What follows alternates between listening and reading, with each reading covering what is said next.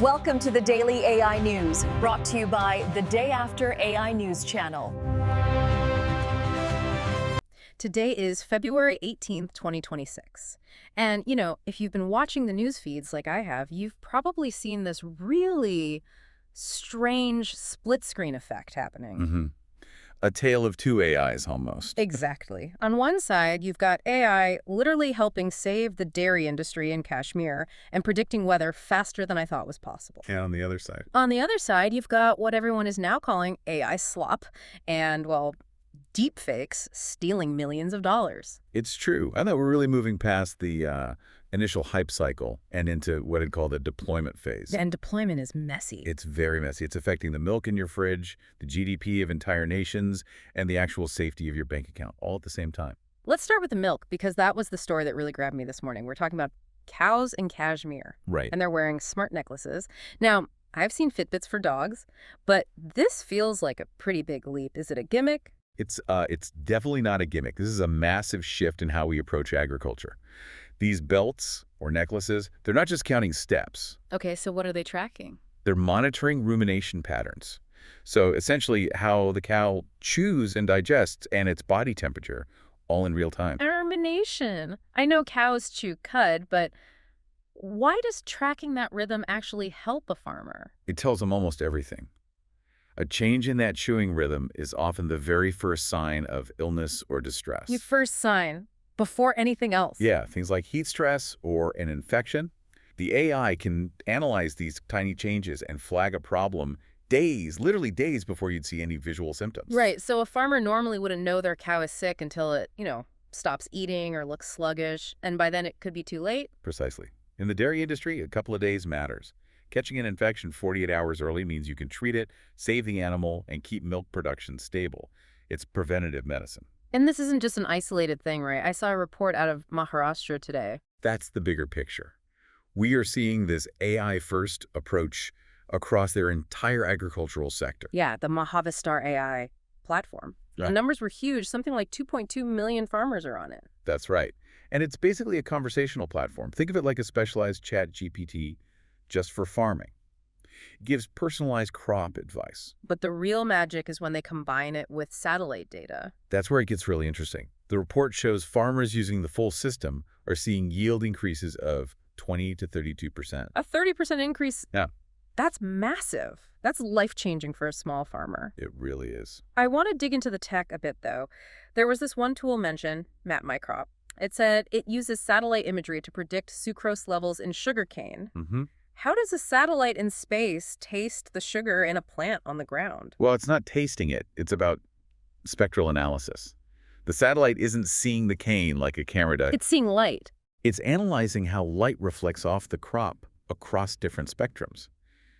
The AI has learned to correlate those specific light signatures with the plant's chemical composition.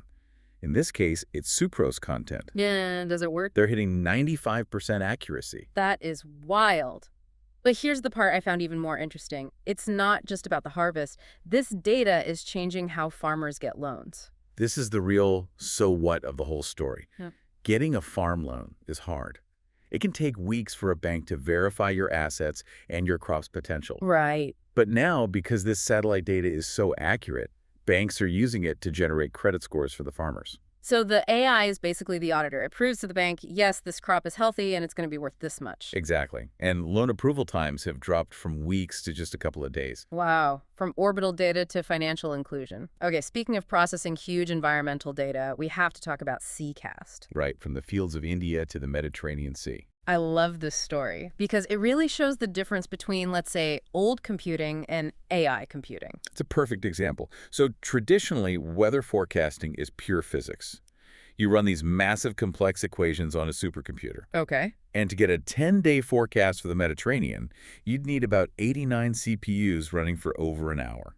Which doesn't sound that bad, I guess, but an hour can be a long time when you're talking about the weather. It's a lifetime. Now, SeaCast, it changes the game. It gives you a longer forecast, 15 days in just 20 seconds. Wait, hold on. From over an hour to 20 seconds. 20 seconds. Yeah. And not on a huge server farm. It does it on a single GPU. How is that even possible? Is it just making a guess? It's not guessing, but it isn't doing the math in the same way. It uses what's called a graph neural network. Okay, break that down for me. Well, think about an AI that recognizes images. It looks at pixels in a grid, but the ocean isn't a neat grid, right? It's a fluid, interconnected system. A graph neural network maps the relationships between different points. How a current over here affects the temperature over there. It learns the patterns of the ocean instead of solving the equations of the ocean. That's a great way to put it. So the physics model calculates every single variable, but the AI just says, I've seen this pattern before, and here's what happens next. You've got it. And because it's so fast, you can run thousands of simulations. It's a huge deal for things like oil spill response or planning shipping routes. It's incredible to see AI mastering the physical world, but the economic impact is just as real. Let's talk about that new Nomura study. The numbers in that are just staggering. It says AI exports are driving nearly half of Asia's economic growth right now. Half. That seems incredibly high. Is that a bubble? It's a valid fear, but the demand is very real. I mean, look at Taiwan. Their GDP forecast for 2026 was just upgraded to 7.7%. 7.7. For developed economy, that's an explosion. It is. And it's almost entirely driven by the global demand for AI semiconductors, for the chips. Of course, everyone needs the chips. But whenever we talk about these huge economic numbers, the question on the ground is always about jobs. The perennial question, yeah. Are humans getting left behind? Right. But Nilay Shah from Kotak AMC had a really interesting take on this, especially for the IT sector. He did. He argued that we sort of misunderstand what tech jobs actually are. His point was about software developers, right? We assume they just sit there and type code all day. And that's not true. He pointed out they only spend about 16 to 20% of their time actually coding. So what's the other 80%? It's problem solving. It's understanding what a client needs, designing the system, debugging the logic. So the argument is that AI replaces the typing, but it doesn't replace the thinking. Exactly. It makes the developer more of an architect than a bricklayer. But, and this is a really big but, the tools we're using are changing fast. We're entering the agentic era. Okay, I keep hearing that term, agentic AI. What makes an agent different from the chat GPT we all know? Well, a chatbot is a conversation partner. You ask a question, it gives an answer. It's passive. Right. An agent is active. It doesn't just talk. It does things. You give it a goal, like plan my trip to Italy and book the flights. And it just goes and does it. It goes off, it searches the web, compares prices, checks your calendar, and then actually makes the booking. It uses tools like a person would. I see. And the race to build these is heating up, especially in China. It's incredibly fierce. Alibaba just launched Qwen 3.5, claiming it rivals GPT 5.2. And Ant Group released their trillion parameter models. 1 trillion parameters, that's huge. But the key thing is that they're open source, isn't it? That is the key. It means these incredibly powerful agentic models are out there for anyone to build on. It's great for innovation, but it also just speeds everything up. Which leads directly to the backlash, right? You have these agents that can create endless content. People are getting tired of it. The term slop is really stuck for a reason. We saw this play out with the Super Bowl ads, the whole Anthropic versus OpenAI thing. Oh, yeah, that was fascinating. Anthropic ran an ad for their AI, Claude, that basically made fun of OpenAI for putting ads inside a chat GPT. It was a pretty direct shot. A very strategic one. They're positioning Claude as the clean, premium, ad-free experience. And it worked. The numbers seem to back that up. Claude shot up the App Store charts, user numbers climbed. It's a sign that users are willing to vote with their feet, or their thumbs, I guess, to avoid being sold to by a bot. And it's not just ads, it's the content itself. Look at what the music service Deezer just did. With their flow tuner feature, yeah. They updated it so you can ban genres you don't like, but they specifically added a button to ban AI slop. I think that's so telling. We've reached a point where human-made is now a feature. It's a filter you choose. It's such a weird split. We want AI to figure out our weather and our credit score. But not our workout playlists. We want it to be the engine, but not the artist. That seems to apply to healthcare, too. We always ask, is a robot going to replace my doctor? And the answer is still no. Not even close. The latest analysis just confirms it. Medicine needs empathy, ethical judgment, physical touch. Things AI can't do. Yeah, I definitely do not want a robot breaking bad news to me. Exactly. What we're seeing is a hybrid model. AI is amazing at the invisible stuff. Like what? Scanning an X-ray for a tumor, transcribing a doctor's notes, or predicting sepsis risk from a patient's vital signs. It's the invisible assistant.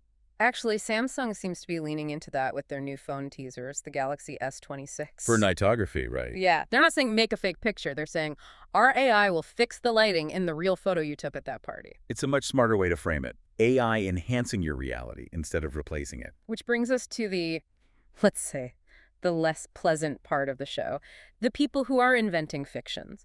Because the security situation right now is frankly terrifying. It's getting dark, and it's getting dark fast. We're seeing a convergence of these agentic AIs in financial crime. Let's start with ghost traffic. That just sounds creepy. It's a horror movie for advertisers.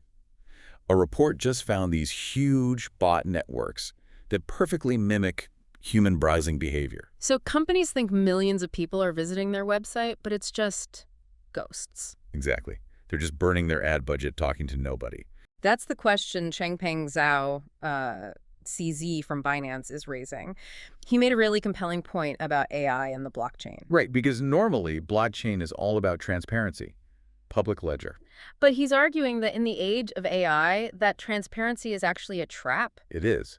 If an AI can analyze the public blockchain and connect your wallet to your real identity, which is getting easier, it exposes your entire life. Your salary, your spending habits, everything. And if a scammer has all that data, they can build the perfect deepfake, the perfect social engineering attack. So what's the fix? Go back to using cash.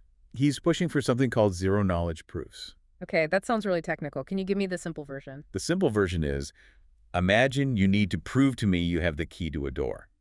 Normally, you'd show me the key, Okay. but then I could copy it.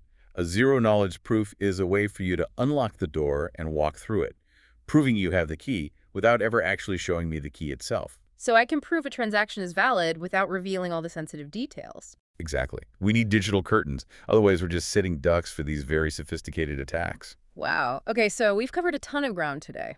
We really have. We've got smart necklaces on cows in Kashmir, AI predicting the weather in seconds, and the entire Taiwanese economy just booming. And at the very same time, we have consumers actively trying to block AI slop from their music and criminals using deepfakes to pull off these incredible heists. It really feels like the technology is here, but our ability to handle it legally, culturally, we're still catching up. The tech is ready, but we aren't. I think that's the perfect summary. Yeah. And it leads to a final thought for our listener. Go for it. We're in this era where AI can take independent action.